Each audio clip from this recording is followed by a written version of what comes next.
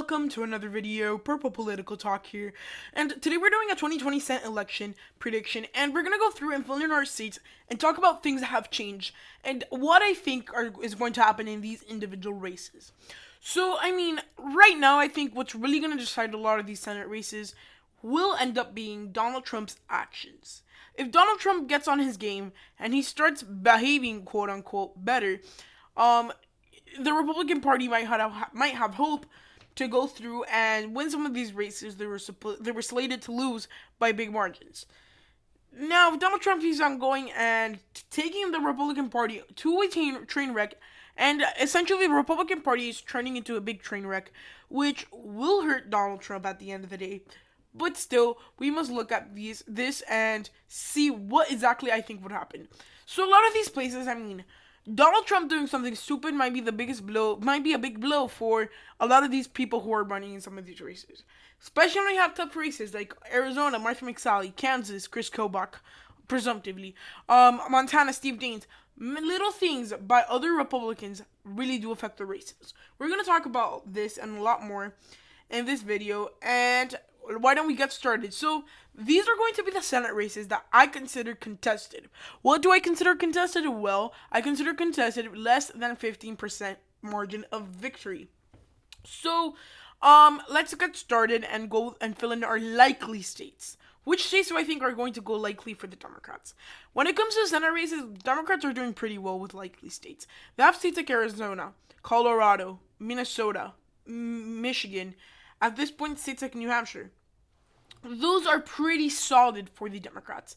They already have 2 guaranteed pickups as of right now, or sort of guaranteed pickups with Colorado and Arizona. I think they're very likely, and Mark Kelly in Arizona, and John Hickenlooper in Colorado, they both have very good campaigns, are running very good campaigns, and they're spending good amounts of money, and they're easily going to beat their opponent. So those races, I feel, are going to be pretty solidified by the time we get to election day.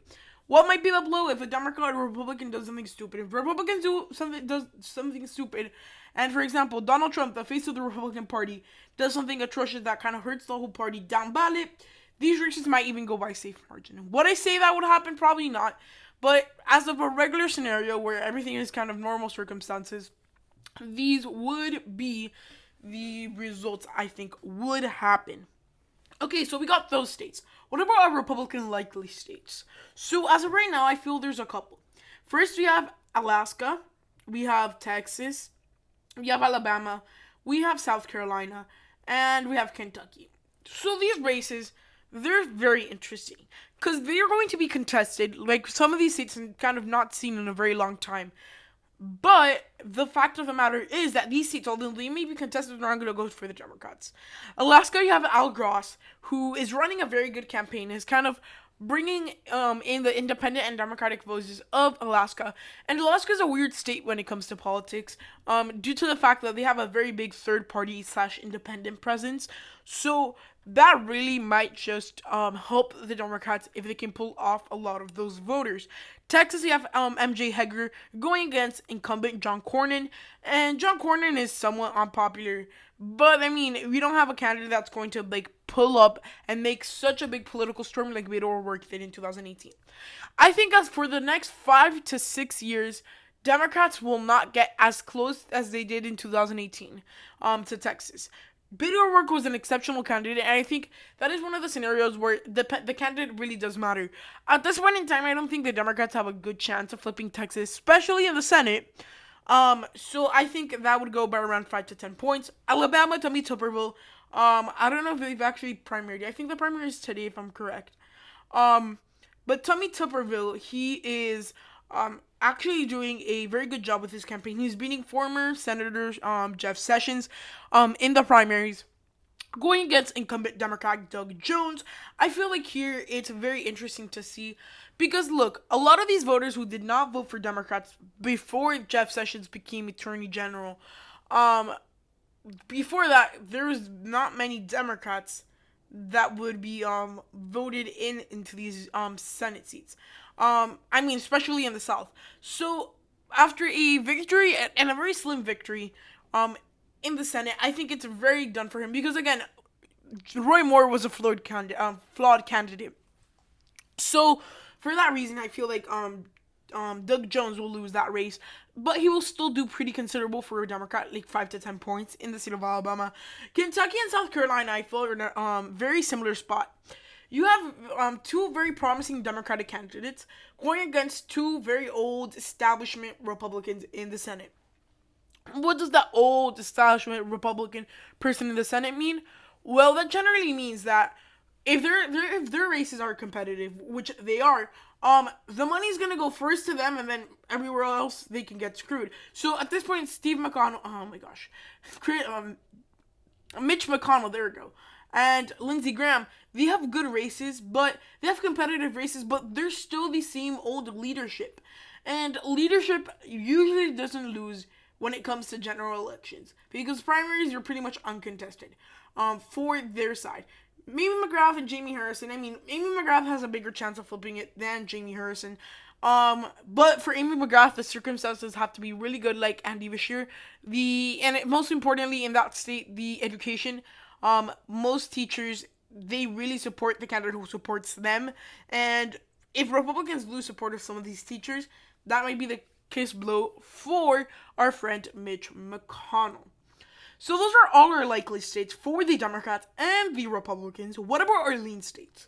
As of right now, I feel there's a couple. I would go and call the state of Maine. I would call the state of North Carolina.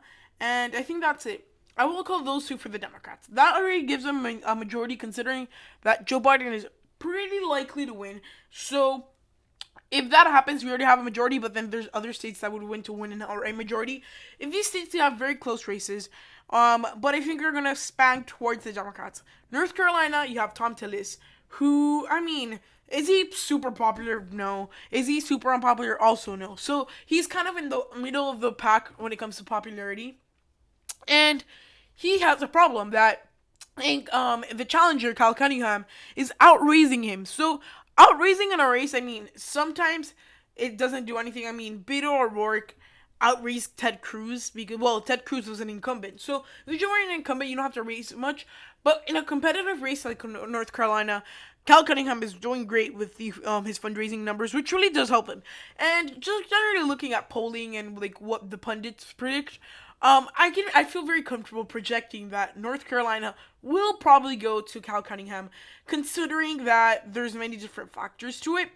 But still, as we get closer to election day, I will update you guys. And Maine against Suzanne Collins, very unpopular. Sarah Gideon, a popular House Speaker in the state of Maine. She is going to do very good. And considering Suzanne Collins went from being one of the most approved and most popular senators in the United States, and now she's one of the most unpopular, if not the most unpopular senator in the United States. It's a very big difference. But those two states, I feel that honestly, Democrats have a very strong hold on them.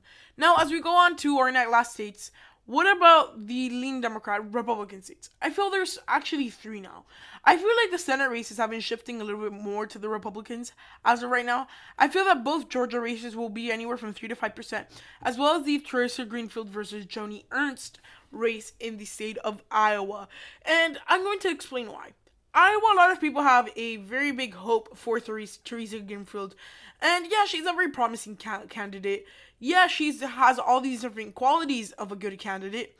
But think about it. There is still a very big Republican base in the state that constantly goes out and vote. Remember, a big thing is that Republicans, although they might be currently more unpopular nationwide, among their bases, they're very popular. And it's more likely that the Democratic base will not go out to vote. It's more likely that the Republican base will go out to vote compared to the Democratic base. Considering there's a large and sizable amount of Republican base in the state of Iowa, I can feel comfortable saying it will go up by 3 to 5 points.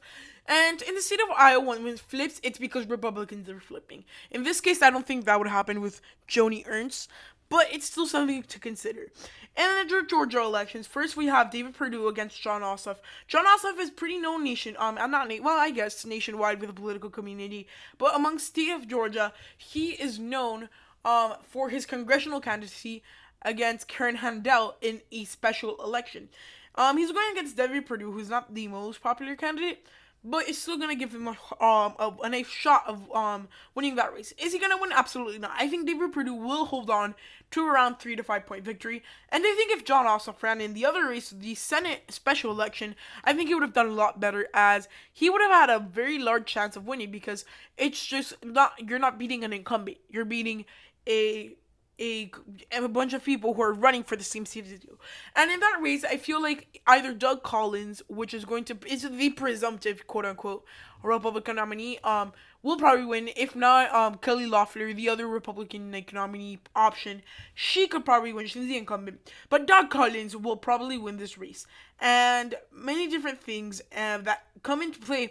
But the state of Georgia, I think, also hit its peak in 2018. Remember, these states are not very, especially in the South, they are very, when they reach a high point, that's all they can do. There's going to be a point where you're going to run out of voters to flip. Will that happen with demographical changes? Probably no. When we see a lot more demographical changes, then that's when the playing field shifts. But from 1 year to now, the change in demographics is minimal.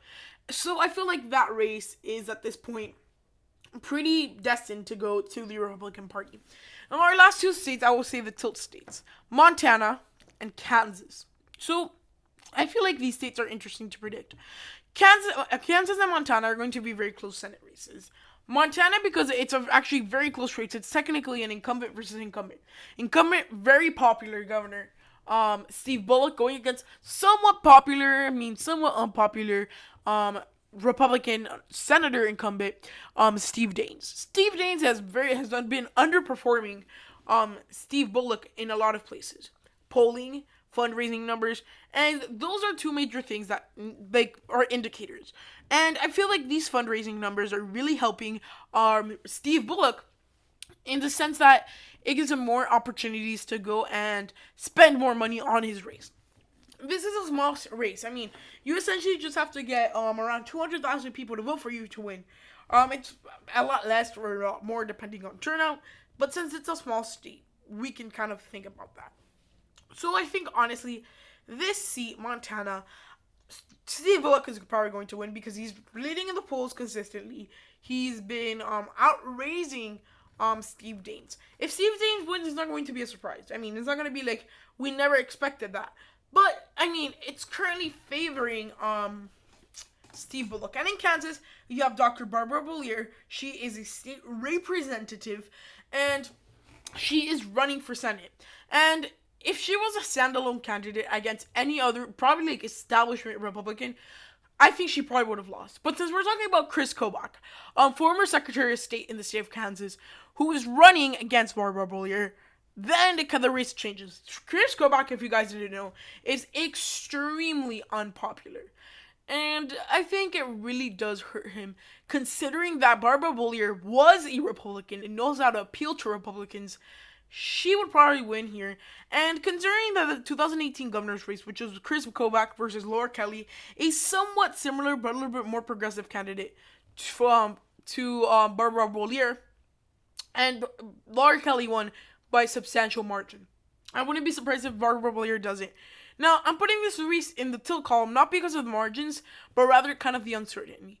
We still don't know if Chris Kobach will be the nominee. Assuming that he is, the race will probably go from tilt to lean, anywhere from that range. But if the other nominee, I forgot his name, if he is the Republican nominee, he would probably win the race. It all depends on the primary. And one state I forgot to talk about was the state of Massachusetts. It's about the primary. So Ed Markey, very progressive guy. He is the current incumbent. And you have Joe Kennedy III. He's kind of a new type of Democrat. He's the next generation of Kennedys. He is running for Senate. So he's trying to unseat him. He's currently leading in the state of Massachusetts, which really might help him. So, I mean, that's kind of it for the Senate elections. Democrats are destined to win this race. Can things change? I mean, yeah, maybe they could lose 1 or 2 races and kind of blow it for them. But still, their map looks very good. Considering that just to win, they just really need to flip 3 states plus the presidency, which at this point in time is actually looking pretty good for them. So if they flip, or 4 actually, Arizona, Colorado, North Carolina, and Maine, they have the election. So, yeah, it's a very interesting race, and we're going to see what ends up happening. But it's going to be interesting to see what ends up being the final outcome of these elections. So guys, I also wanted to update you guys. I'm sorry that I didn't post yesterday because I had many things going on. Today I'm doing this video and I'm posting a very interesting other video. You guys, I'm probably gonna premiere it later today. It's currently like 1:30 when I'm filming this, Eastern time. I'm probably gonna post the other video because it's a long video. When it comes to like prepping and things like that, probably gonna be posting around 6 or 7. So guys, stay tuned for that.